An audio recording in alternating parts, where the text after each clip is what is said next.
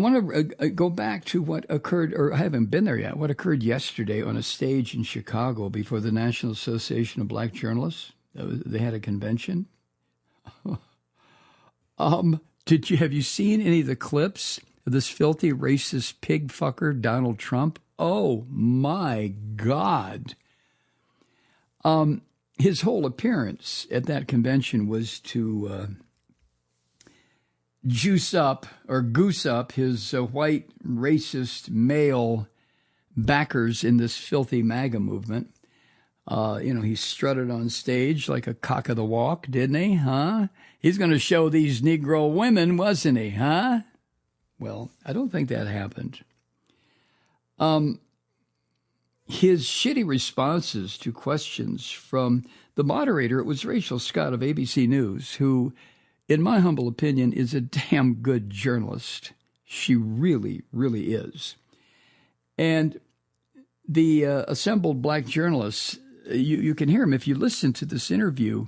I'm sure some of them wanted to rush the stage and grab this obese fuck and rip him limb from limb. But what you heard were some nervous laughter and some gasps when he said the most outrageous shit, like when he said that Kamala Harris had decided to become a Negro or become black.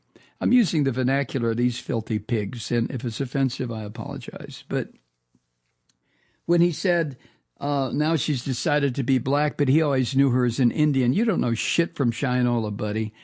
I mean, what a stupid, filthy mouth prick Donald Trump is. And the thing that bothers me, and I've said this so many times, is that the only people attracted to him, to Trump, are people who look like me, white males. Oh, well, don't choke on it, Mike. Anyway, the Mara Gay of the New York Times editorial board was there. I don't think she was one of the people asking the questions, but she said that the pressure of watching Kamala Harris destroy the lead he had over Joe Biden in the polls has the orange prick in an absolute panic. Now, obviously, Mara Gay did not use the kind of language I use. But anyway, she said this on Morning Joe this morning. Quote, I think lately Donald Trump has been trying to do his best impression of someone who actually respects women and likes black people. Now that Kamala Harris is the front runner, and there's so much energy and momentum behind that campaign, and really excitement about someone who represents the future of the United States, which will be and is a multiracial democracy, and the fact that biracial people are the fastest growing segment of America, I think now, Mara Gay said, Donald Trump is afraid. She went on, I think he is probably losing this election. And I think he feels that. So what he is doing is going back to his old playbook of racism that propelled his campaign back in 2016 when he started talking about Mexicans as rapists. What he's saying now is really just birtherism 2.0, and it is clearly offensive. Well, I would go beyond offensive. This is filth coming out of the mouth of a filthy bastard Donald Trump. Anyway, Mara Gay added this, quote, I do believe he went to the conference for a confrontation. I think it was a way of saying to his base, and not just any Republicans, but to his deepest part, the most racist part of that base, I think he was saying, quote, don't worry, we as white Americans, we still get to define race in America. I think, she concluded, it was a way of making himself feel big.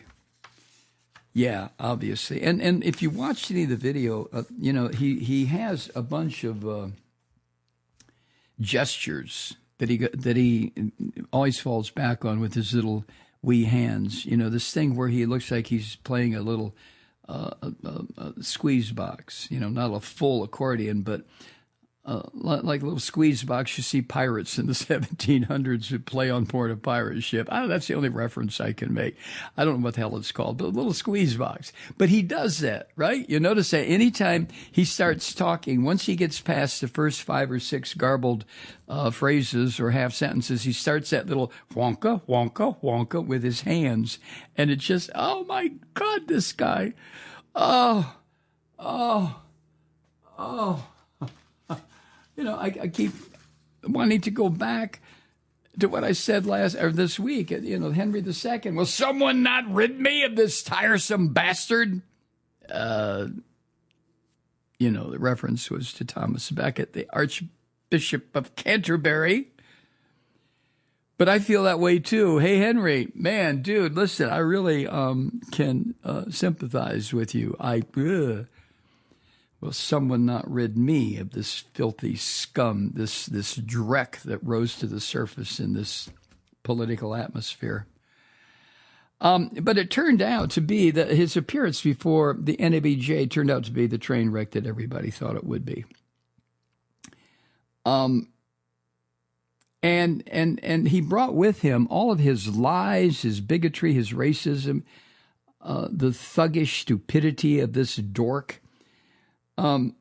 His appearance, and it was supposed to be like a panel discussion with 3 members of the National Association of Black Journalists moderating, including what the hell's her name? Come on, I just said it. The woman who was the chief moderator from, the woman from ABC News who is one of Rachel Scott, one of their primary correspondents, Rachel Scott is. And as I said a second ago, I think she's one of the best journalists out there right now.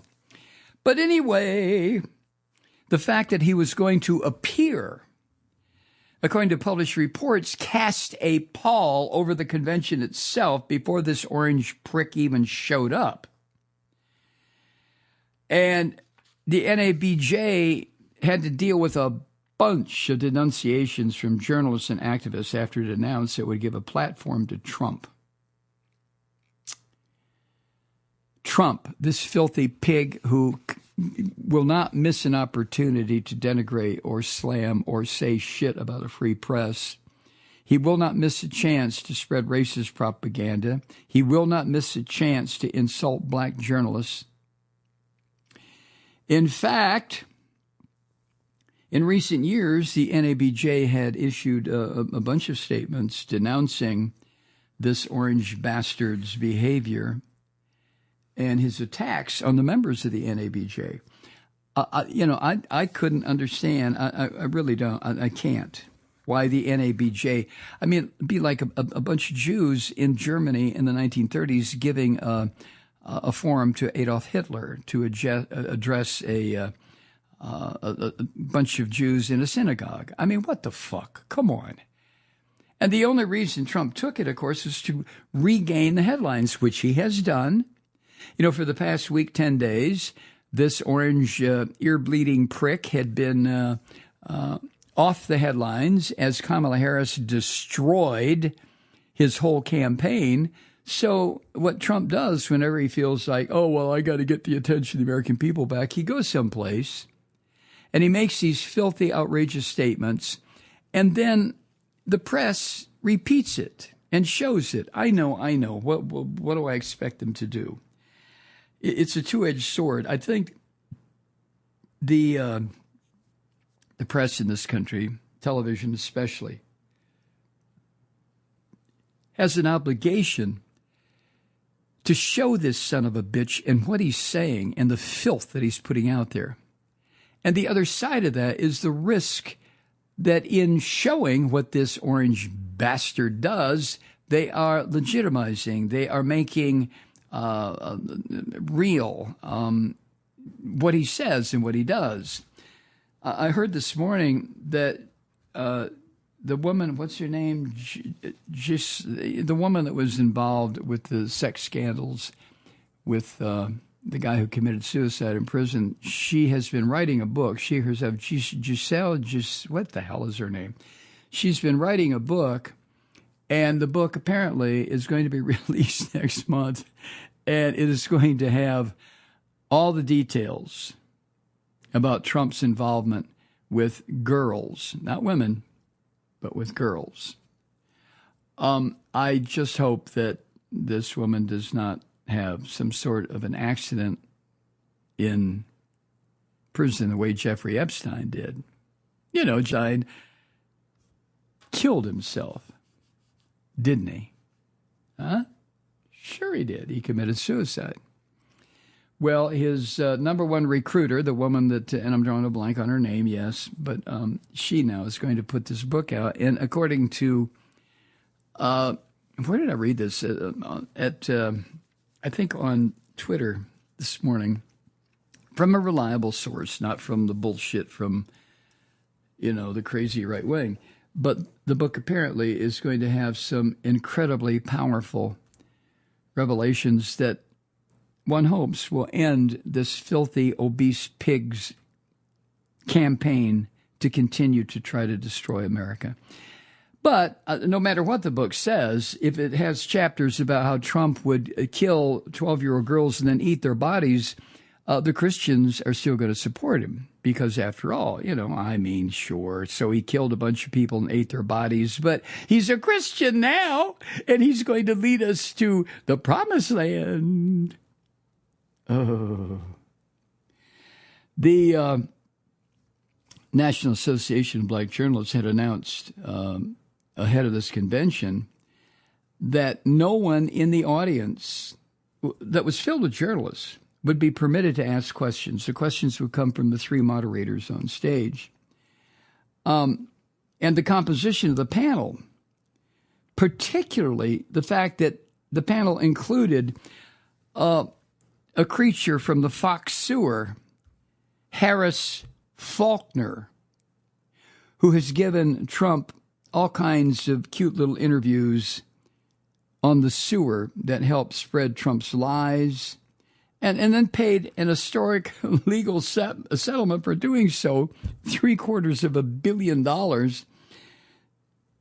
It added to the suspicion when this was announced that the Nabj was giving the Orange Prick a platform to lie and peddle more propaganda, which is exactly what happened. Hi, Truth Seekers. Mike Malloy here. The Progressive Voices Network brings you commercial-free commentary from today's leading progressive radio hosts and pundits, like me, Mike Malloy, 24 hours a day. I'm not your typical old guy from the 80s or the 90s talk radio host, and Progressive Voices is not your typical talk radio network. It's a listener-supported nonprofit with no corporate control whatsoever over our broadcast. So hosts like me, Mike Malloy, are free to rant and scream and carry on about whatever we like. We're often controversial, but we're never boring. Weeknights, 9 p.m. in the East, 6 p.m. in the West on the Progressive Voices Network. Always progressive, always on. I'm Mike Malloy. Keep it lit.